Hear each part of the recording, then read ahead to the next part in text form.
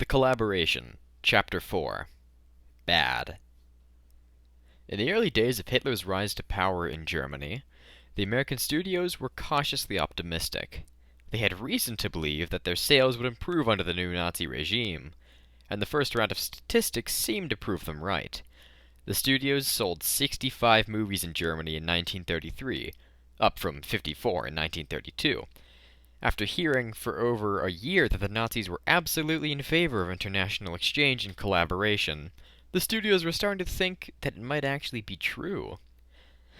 Then, on March 2nd, 1934, a major Hollywood motion picture came up for appeal at the highest censorship board in the country. An obscure minister from the region of Württemberg had lodged a complaint against the film, and the censorship board needed to determine whether or not the complaint was valid. An unusual case, for the film had premiered more than a year earlier, and by this stage was only playing at minor theaters and bringing in negligible proceeds. Anyone who had any interest in seeing this film had already seen it. It was called Tarzan the Ape Man. Under normal circumstances, the production company, MGM, would not have been overly concerned about the case. The chief censor, Dr. Ernst Seeger, had recently approved a series of similar pictures, including King Kong, and in one of his decisions, he had even made the following pronouncement. The Americans have now treated so many versions of the Tarzan problem in film that an immortal effect upon adults and normal viewers can no longer be expected from these improbable events. MGM was worried in this particular case, however, and the reason was simple. 2 weeks earlier, a new film law had come into effect in Germany. In the past, films could only be banned if they endangered public order, harmed religious feelings, provoked a threatening or immortal effect, or endangered the German image or Germany's relations with other nations. Now, films could be also banned if they endangered the vital interests of the state, or if they harmed nationalist, socialist, ethical, or artistic sensibilities. There was one other notable change, a sentence of the old law. Permission must not be denied for reasons that lie outside the content of the film had been cut. The meeting that was about to take place was therefore of great importance. 1 year after coming into power, the Nazis had introduced a new film law in Germany, and Tarzan was going to be the new law's first test case. A small group assembled in the screening room of the Supreme Censorship Board, and the picture was shown from start to finish. Then, Dr. Seeger read out a summary of the plot. Jane Parker is the daughter of an ivory merchant in Africa. She accompanies him and his partner on an expedition to an elephant cemetery, where they hope to find vast quantities of ivory. On the way there they discover Tarzan, the Ape Man, who had been raised by apes and had never seen a human being. Tarzan kidnaps Jane, but soon he is her best friend. She tries to communicate with him in her language. Tarzan then rescues Jane's father, his partner, and Jane from imprisonment by a group of pygmies. But when the small expedition finds the elephant cemetery, Jane's father dies. Jane remains with Tarzan in the jungle. After reading out this summary, Seeger turned to the Württemberg minister and asked him to explain why he had brought the film up for appeal. Here is what the minister said. This film is one of those Africa pictures that would aim to awaken the thrill of sadistic instincts in the spectator by deliberately and subtly emphasizing the atrocities in the struggle between humans and animals, as well as that between animals of different kinds. Its immortal and bestializing effect is illuminated in the fact that the audience laughs at the mortal danger of a nice little monkey who lets out atrocious death screams while clumsily running from a roaring panther, and furthermore titters with pleasure when the herd of elephants stampedes through a Negro village, and when an elephant hurls a pygmy through the air onto the ground where the unfortunate soul perishes, writhing in pitiable death, convulsions, and shrieks. The cruelty to animals that occurred in the making of this picture is a cultural disgrace, which has been barred from taking place in New Germany because of animal protection law that we have instituted. The film law should spare no means in preventing foreign pictures of this type from reaching the screen in Germany, for the producers of these pictures are breaking the fundamental precepts of humanity in their pure obsession with profit. When the Württemberg minister had finished talking, Dr. Seeger did a strange thing. Usually, his next move would have been to ask the MGM representative to respond to these charges. But instead, he said that he had found it necessary to obtain a second opinion on the case. He had wanted to ascertain whether the film harmed German racial feelings, and thereby endangered the vital interests of the state. So he had requested a written evaluation from the propaganda ministry. He now proceeded to read out the ministry's response. Because the people's consciousness has been heightened by a month-long intensive propaganda campaign on all questions of genetic biology, he read, this film must be considered dangerous. The Nazi state has been tirelessly trying to awaken a public opinion the highest sense of responsibility in the selection of a husband. It has also put a great deal of effort into freeing the ideas of marriage, womanhood, and motherhood from the superficial distortion of the past epoch, which was completely aimed at sexuality, and making them honorable again. A film that puts pure libido in the foreground, that tends to imply that a jungle man, virtually an ape, is capable of the noblest impulses of the soul, and is a worthy marriage partner, certainly runs against the tendencies of National Socialism with regard to population politics. The film must be rejected, the letter concluded, for it contradicts the fundamental ideas of National Socialism and the official propaganda, even if the impartial spectator does not immediately and clearly recognize it. That was enough for Seeger. He said that the national government had put a great deal of effort into keeping alive the healthy racial feelings of the German people, and that it contradicted these efforts to show a civilized woman court, love, and protect a jungle man. Seeger banned Tarzan for this reason, and said that there was no need to consider the position of the Württemberg minister. In the months that followed, censorship grew stricter in Germany. Seeger had previously been a relatively lenient judge of American movies. He had banned only 2 titles in 1931 and only 3 titles in 1932.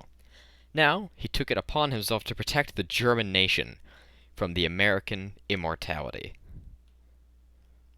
When a Marlene Dietrich film called Blonde Venus reached his censorship board, he criticized the way the central female character left her husband to look after her child on her own. Such a lax depiction of marriage and morality, he said, contradicts the nation's current emphasis on the importance of the family. 8 months later, he turned down another American film starring Marlene Dietrich, The Song of Songs, on the grounds that this German actress was once again revealing her preference for prostitute roles. Seeger also seized on his new moralizing tendencies to ban entire film genres. When the gangster film Scarface reached his censorship board, he said that the film glorified criminal life and made crime seem like a legitimate profession. The main character walked around town in a tuxedo. He went to fashionable nightclubs and drank champagne cocktails, and he constantly surrounded himself with beautiful women. At this point in the meeting, the film company made a clever argument. Since the Nazis had all but wiped out crime in Germany, audiences would automatically disapprove of the action in this picture. But Seeger did not agree. Scarface, like all other gangster pictures, threatened to undermine the government's effort and reintroduce crime in Germany. Next, Seeger outlawed all horror movies on the ground that they had an immortal, threatening effect. He explained that the images contained in these movies whipped up the nerves of normal spectators and targeted their lowest instincts. Back in 1932, Seeger had permitted Frankenstein. Now, he banned The Invisible Man and Dr. Jekyll and Mr. Hyde. Finally, Seeger rejected a few pictures for more unusual reasons. When a medical drama entitled Men in White reached his censorship board, he said that the disturbing images of an American hospital had no place in the Third Reich. It would be frightening and alarming for German spectators to see patients stamped with a number, wrestling with death in an enormous building, while people in the adjoining room seem not to care. As strange as some of these decisions may have seemed, none were unique in the history of international film censorship. Many countries disapproved of gangster pictures and horror movies in the 1930s, and all countries developed their own set of criteria for evaluating Hollywood productions. Mexico and Britain, for example, prohibited religious scenes. China prohibited westerns, and Japan excluded all pictures that reflected badly upon royalty, were derogatory to the military, or contained kissing scenes. Even Seeger's analysis of Tarzan was not that unusual. At around the same time, a Fox film called Caravan was banned in France because it depicted a romance between a high political figure and a gypsy girl.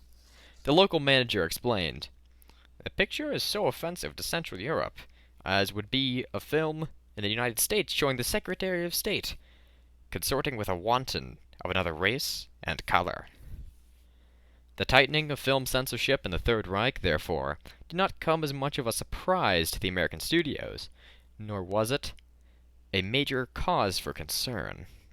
Every country in the world had worked out reasons for rejecting Hollywood movies in this period, and Germany was simply developing some reasons of its own. The studios sold only 41 films to Germany in 1934, down from 65 in 1933. But as soon as the preferences of the Nazi authorities were known and understood, the studios would be able to adjust their offerings accordingly.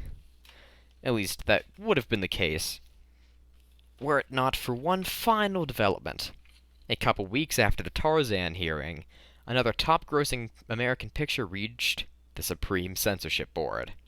There was something that distinguished this case from all others around the world, namely, that the problem had nothing to do with the film itself. In April 1933, the former world heavyweight boxing champion, Max Schmeling, was getting ready to leave Germany for a fight in the United States. One evening, he was dining at a restaurant in Berlin when an SA officer came over to his table and made a surprising announcement.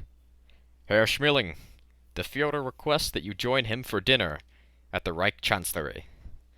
Schmeling, who was not a Nazi, replied that he would gladly go, and soon he was having a conversation with Hitler. At the end of the night, Hitler wished Schmeling good luck in his upcoming fight.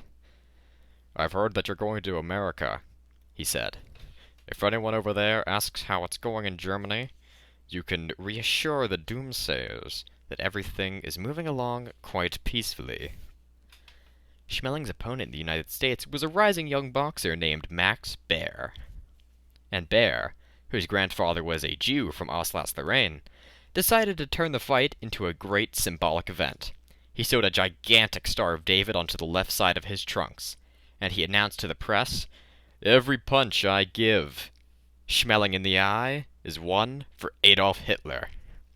The fight took place at Yankee Stadium in New York City on June 8th. It did not begin well for Baer. By the 9th round, his trainer told him that he was losing, and suddenly, without any warning, Baer came back. He began the 10th round by delivering a devastating punch to Schmeling's jaw, knocking the German down, and when Schmeling somehow got up, Baer hit him again. "That one's for Hitler," he said, and at that point, 1 minute and 51 seconds into the round, the referee stopped the fight. Baer's victory turned him into a hero, and soon afterward he received an exciting proposition from Louis B. Mayer of MGM. Mayer offered him $30,000 to star in a major motion picture about a heavyweight boxing champion, entitled The Prizefighter and the Lady. In September and October, the film was shot, and on November 10th, it premiered in the United States. The film showed Baer winning boxing matches and having affairs with beautiful women, and it was a big hit. MGM naturally intended to distribute The Prizefighter and the Lady all around the world, and in January 1934, the head of MGM in Germany, Fritz Strangholt, submitted a subtitled version of the film to the German censors. It was approved instantly. Since the film promised to do very well at the box office, Strangholt then spent $25,000 to have it dubbed into German, and he had submitted the new version to the censors as well. This was common practice. The studios generally released their pictures first with subtitles, and then dubbed the most lucrative ones into German. While Strangholt was awaiting the result of the second censorship meeting, a series of unrelated events caused him to worry a great deal. The events almost seemed to be a repeat of the controversy around All Quiet on the Western Front 3 years earlier. On the evening of March 8th, a British picture called The Rise of Catherine the Great premiered at the Capitol Theater in Berlin, and it starred Elisabeth Bergner, a Jew who until recently had been one of Germany's leading actors. When the guests arrived at the theater, a mob that included Nazis in uniform pelted them with eggs and rotten oranges. "We don't want Jewish pictures," the mob yelled. Then a prominent Nazi leader gave a speech. The uniforms disappeared, and the police were able to restore the calm. End of the collaboration, Chapter 4, Part 1.